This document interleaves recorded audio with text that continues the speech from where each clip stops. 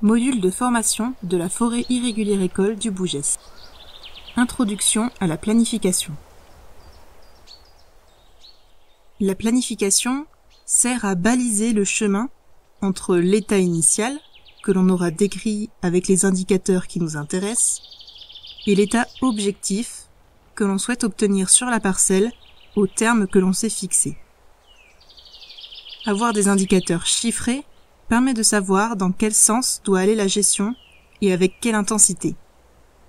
Par exemple, disposer du capital actuel et du capital souhaité à l'avenir permet de savoir s'il est nécessaire de décapitaliser, de capitaliser ou de maintenir le capital présent sur la parcelle. Cela va se traduire par une différence d'intensité de prélèvement ou de fréquence de prélèvement. Les catégories de bois présentes, petit bois, bois moyen, gros bois, peuvent aussi axer les actions. Par exemple, dans un peuplement très régulier que l'on souhaite irrégulariser, la planification va prévoir la conservation des plus petites tiges qui sont des relais de production pour conserver le couvert, le temps que la régénération apparaisse et se développe. Il est possible de planifier l'évolution de la composition en essence en favorisant le maintien d'une essence ou en privilégiant le prélèvement d'une autre essence pour influencer l'évolution de cette composition dans le sens souhaité. S'intéresser à la régénération passe bien sûr par la gestion de la lumière, donc par la gestion du capital, pour favoriser le développement de régénération de qualité. Il est également possible de prévoir des travaux sylvicoles dans la régénération, pour doser le mélange d'essence ou améliorer l'architecture des tiges. On peut également se fixer des objectifs de bois mort sur pied, objectifs que l'on peut atteindre en marquant au fur et à mesure des martelages des arbres à intérêt écologique que l'on laisse finir leur vie sur la parcelle. Prenons un exemple où le peuplement initial a été décrit. Le capital bois est aux alentours de 20 mètres carrés par hectare, décomposé en deux essences, le hêtre en vert et le pin en bleu, où l'on retrouve des petits bois et bois moyens. Il y a en moyenne 1 mètre carré par hectare de perche d'avenir. La régénération est pour l'instant absente sur cette parcelle. En termes de diversité spécifique, c'est-à-dire d'essence minoritaire, le niveau actuel est de 1 mètre carré par hectare. Il y a également 5 mètres carrés par hectare de bois mort sur pied. À l'avenir, à une échelle de 40 ans, le propriétaire souhaite maintenir le mélange hêtre-pin existant tout en augmentant la part de gros bois et très gros bois de ces deux essences.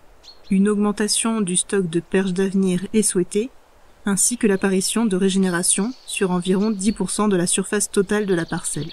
Le propriétaire souhaite également augmenter la diversité spécifique présente dans le peuplement, en passant de 1 à 3 mètres carrés par hectare.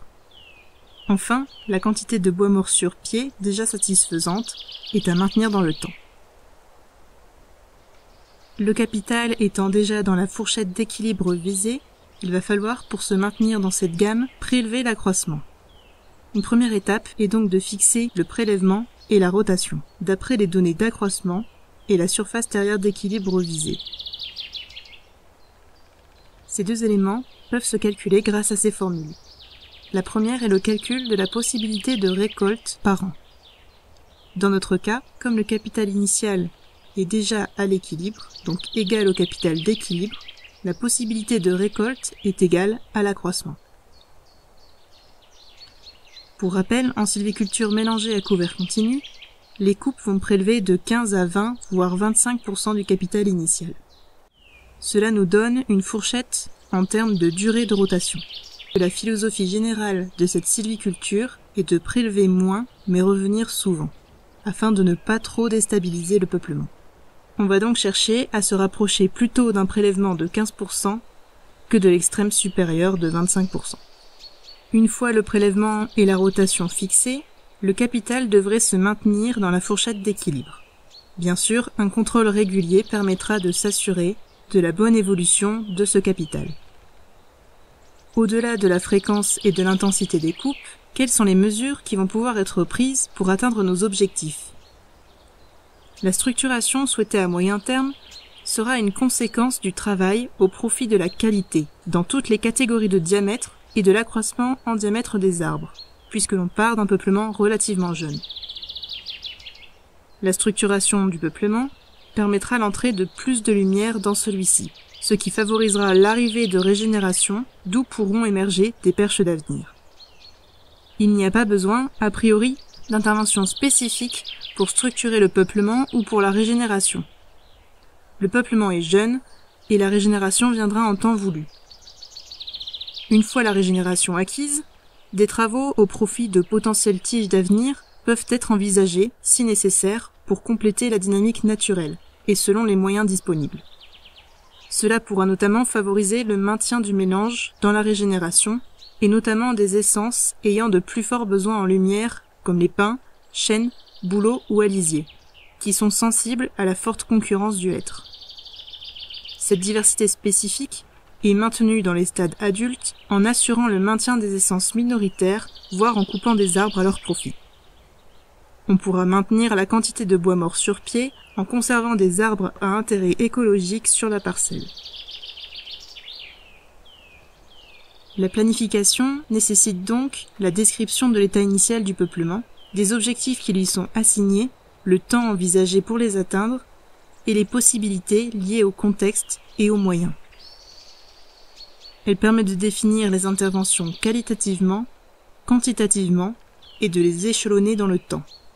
La planification, en posant le calendrier des interventions, permet ainsi de rationaliser ces interventions et de ne pas se précipiter, notamment pour la structuration et la régénération du peuplement. Cette précipitation est une tendance relativement répandue, mais dont il faut se méfier en sylviculture mélangée à couvert continu. Chaque chose viendra en son temps si l'on travaille au profit de la qualité. Planifier, c'est finalement réfléchir à la destination, puis construire petit à petit le chemin qui y mène en prévoyant les interventions en coupe ou travaux à l'avance, ce qui assure une cohérence de l'itinéraire vers la destination choisie. Ce module de formation vous a été proposé par la Forêt Irrégulière École du Bougès, en partenariat avec le CNPF Occitanie, l'Office national des forêts, AgroParisTech, la MFR de Javol et l'association ProSylva France, avec le soutien financier de l'Europe et de la région Occitanie.